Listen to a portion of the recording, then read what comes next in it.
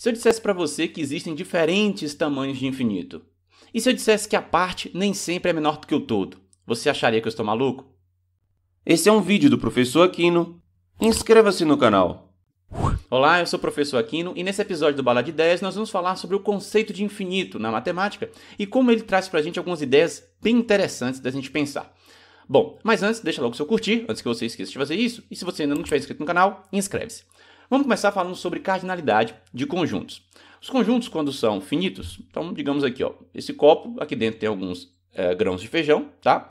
Então digamos que aqui nós temos 4 grãos de feijão, esse conjunto vai ter uma cardinalidade 4, tá? Então a cardinalidade de um conjunto que tem finitos elementos é simplesmente a quantidade de elementos. E nós vamos dizer que isso é o tamanho do conjunto. Então quando eu digo o tamanho de um conjunto, eu estou dizendo o número de elementos desse conjunto, tá? Quando é uma quantidade finita, tranquilinho, já entendemos. Agora imagina que você tem dois conjuntos que tenham uma quantidade muito grande de elementos. Então tá aqui, ó, esse conjunto que são grãos de feijão, esse conjunto aqui que são grãos de milho, tá bom?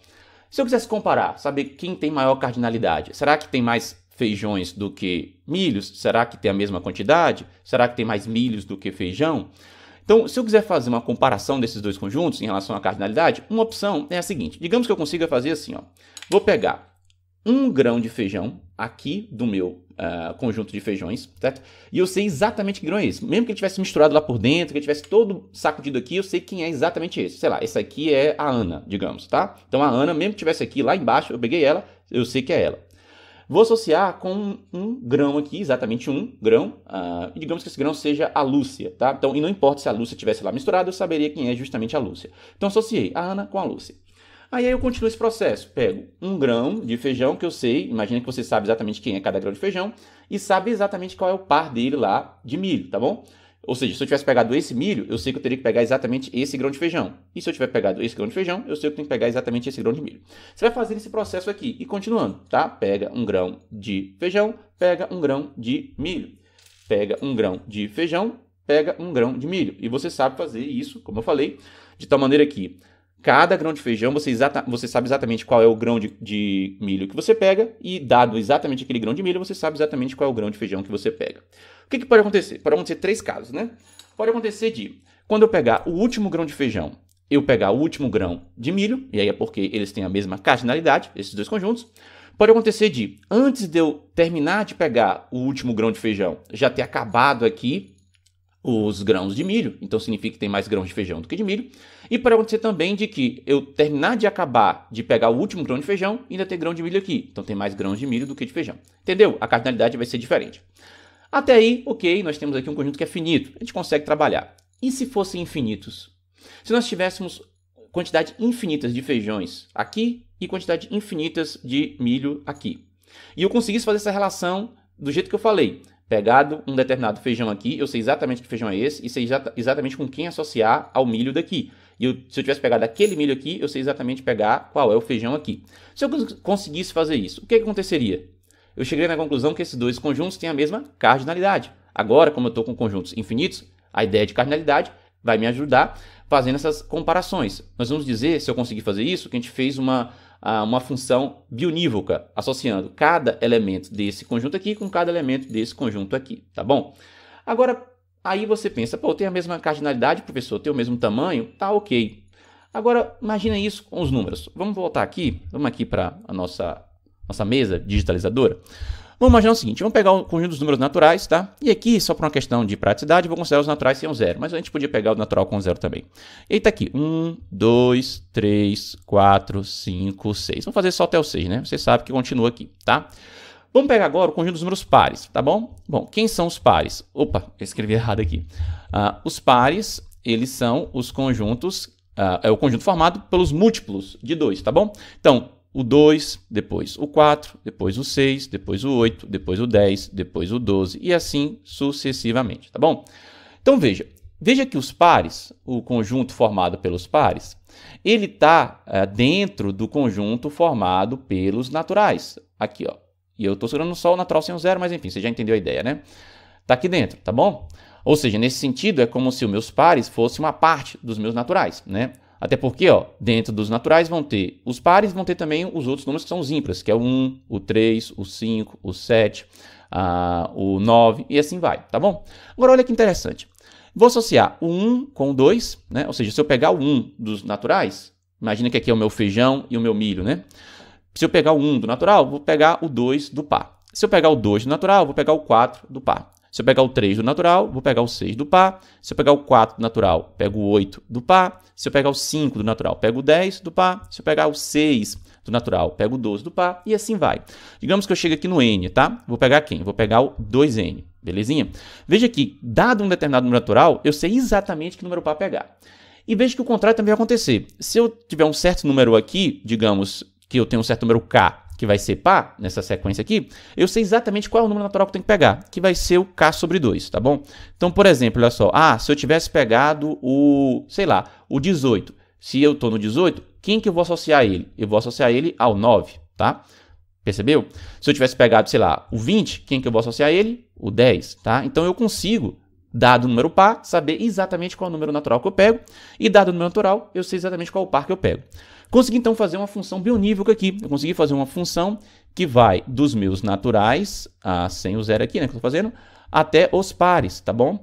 Então, como eu consegui uma função que é bionívoca, ou seja, essa relação aqui do jeito que eu fiz, essa relação do jeito que eu fiz aqui, ela é bionívoca, isso significa que esse conjunto de pares tem a mesma cardinalidade, ou seja, o mesmo tamanho que o conjunto dos números naturais sem o zero. Mas espera lá. Os naturais não têm mais elementos, entre aspas, não era para ter mais elementos do que os pares, afinal de contas, os naturais têm os ímpares também, além dos pares. Veja que não. Por essa ideia, então, nós chegamos na conclusão de que a cardinalidade dos pares é a mesma da dos números naturais sem o zero. Na verdade, se eu tivesse incluído aqui o zero no natural, podia ter pegado o zero também aqui nos pares, né? Aí eu teria pegado aqui, em vez de ser o natural sem o zero, só o natural, logo todo, e associava o zero com o zero. Enfim, mas você entendeu a ideia. E aí você vai falar, pô, mas que coisa, hein? A parte é do mesmo tamanho que o todo. Isso contraria a minha noção da geometria. Pois é, porque aqui já fugiu da geometria, porque aqui nós estamos falando de conjuntos. Se eu tivesse pegado aqui, essa caneta, tá? Vamos dizer que essa caneta é como se fosse um segmento. Se eu escolher qualquer porção dessa caneta, eu escolho aqui de uma parte dessa caneta, em qualquer lugar que eu escolher, essa porção vai ter um comprimento menor do que o comprimento total da caneta. Que aqui nós temos do ponto de vista geométrico. Do ponto de vista de conjuntos, o que significa parte, significa subconjunto. E aí a coisa muda de figura. Que coisa interessante, né? Aí você pode falar assim, mas professor, o senhor está me enganando. Isso daí de se dizer que tem a mesma cardinalidade, é claro, eles são conjuntos infinitos. Qualquer conjunto infinito que você colocar vai ter a mesma cardinalidade do conjunto dos números naturais. Afinal de contas, todos são infinitos. Não. Aí que a coisa fica bastante intrigante. Deixa eu fazer aqui um negócio para vocês. Vamos imaginar que a gente vai pegar de novo os naturais, tá? Digamos de novo os naturais sem o zero, mas eu podia começar com zero também, sem problema. E vamos pegar aqui o intervalo dos números, dos números reais, tá? De 0 até 1. Pode tirar o 0 e o 1, mas enfim, pode incluir também, mas eu vou fazer aqui sem o 0 e sem o 1, tá? Então eu peguei os naturais sem o zero e peguei o intervalo que vai de 0 a 1 dos reais. Bom, o intervalo de números reais entre 0 e 1 tem infinitos números, tá? Você tem o 0, 0,1, você tem o 0,1, 0,2, 0,11, 0,5, 0,444, 0,489. Tem todos os números reais aqui, entre 0 e 1. Você pode pegar aqui infinitos, tá bom? Vamos supor que fosse possível fazer essa relação bionívoca, essa função bionívoca entre os naturais sem o zero e os números reais aqui entre 0 e 1. Vamos supor que fosse possível. Se fosse possível, você teria feito o seguinte, você teria pegado 1 e associado com alguém aqui. Quem foi? Digamos que seja, vamos botar aqui, sei lá, se associou com 1, 0, 0, 0, 0, 0, 0. Lembra que quando o número tem infinitas casas decimais, você pode completar com zeros aqui, né? Então tá, continua aqui. Aí digamos que o seu 2, eu sei lá quem é o seu 2. Podia ser qualquer um, sei lá, o seu 2 é o 2, 1, 0, 0, 0, 0, 0, tá? Esse é o seu segundo. O seu terceiro, eu sei lá, podia ser até um número, sei lá, 08, 7, 5, 5, 5, 5, podia ser outro também, tá? Não importa. O seu quarto, aí digamos que o seu quarto na lista que você colocou, que você supostamente fez uma questão bionívoca aqui, seria o 0, eu sei lá, 2, 1, 8, 9, 0, 0, 0 e assim vai, tá? Enfim, e você continua essa lista aqui e vamos supor que você consiga fazer isso aqui, a quantidade que você quiser, tá? Mesmo que você fizesse isso aqui de maneira a ter infinitos números, mesmo que você conseguisse fazer isso, eu vou construir um número aqui agora que não vai estar nessa lista com certeza. Mesmo que você conseguisse colocar infinitos aqui, eu vou conseguir construir um número que com certeza é diferente de todos esses que estão aqui. e que vai estar no intervalo 0, 1. Ou seja, alguém você deixou de fora. Como assim? Vamos lá. Vou pegar meu número e vou construir assim, olha só. A primeira casa dele vai ser a primeira casa do primeiro número, só que aumentando uma unidade. Então, se era 1, passa 2. A segunda casa vai ser a segunda casa aqui do meu 2, ó, no caso, meu segundo número, segunda casa é 1, peguei 2. Minha terceira casa, eu vou pegar o terceiro número, pegar a terceira casa dele e aumentar uma unidade, então 6. O quarto dígito aqui, né, a quarta casa, eu vou pegar a quarta casa aqui do meu número, então 1, 2, 3, 4, vou aumentar 1. Se era 9, vou aumentar 1, vai passar a ser 0, né, porque as casas aqui só pode ser 0, 1, 2, 3, 4, 5, 6, 7, 8 ou 9, né. E assim eu continuo, tá? Ou seja, você me dá um certo número n aqui, eu vou pegar o número, o número que tiver aqui, eu vou lá na casa n dele, ou seja, na enésima casa, e vou botar essa enésima casa aqui, certo? Só que o número que vai aparecer aqui vai ser aquele valor mais 1, tá bom? Sendo que, lembrando, né, que se o número que aparece ali na enésima casa, aliás, aqui não seria n mais 1, né? Seria o número que está lá naquela casa mais 1. E se for o 9, você bota o 0. Veja aqui, esse número ele é diferente desses 4. Esse número vai ser diferente dos qualquer n números que você colocar aqui. Porque sempre a enésima casa desse número vai ser diferente da enésima casa do enésimo número. Percebeu? Então, como esse número ele nunca vai estar nessa lista, mesmo que essa lista fosse infinita, fazendo esse algoritmo, o número que você montou não vai estar nessa lista, significa que você não consegue fazer essa relação, essa função bionívoca aqui dos naturais sem o 0 até o intervalo 0, 1 de real. Então, se você não consegue fazer essa função bijetora aqui, né, bionívoca, nem mesmo entre os naturais sem o 0 e o 0, 1, então você não vai conseguir entre os naturais e os reais. Haja vista que os de 0 a 1 é só um intervalo dentro dos reais. Ou seja, conclusão, a cardinalidade, ou seja, o tamanho dos reais é diferente do tamanho dos naturais, sem o 0 aqui. Considerando, inclusive, lembrando que os reais são um conjunto infinito. Tem infinitos elementos nos reais. E os naturais também, mesmo considerando aqui que é um 0, tem infinitos elementos. Então, eu peguei dois conjuntos infinitos, que você poderia dizer, são infinitos, então tem a mesma quantidade de elementos, e estou chegando para vocês aqui vendo que não tem a mesma quantidade de elementos. Que coisa, né? Quantidade aqui, lembrando que eu estou tentando explicar, já que nós temos infinitos elementos, seria relacionando com uma função objetora, uma função que seja bionívoca. Percebeu que coisa interessante? Esse argumento aqui é chamado de diagonal de Cantor, em homenagem ao matemático George Cantor, que desenvolveu essas ideias, e que trabalhou com essas questões de infinito e que nos agraciou com essa coisa aqui que pode, se não bugou a sua cabeça até agora, eu acho que é melhor você pausar o vídeo e prestar atenção de novo para você ver como que tem várias coisas interessantes aqui rolando, tá?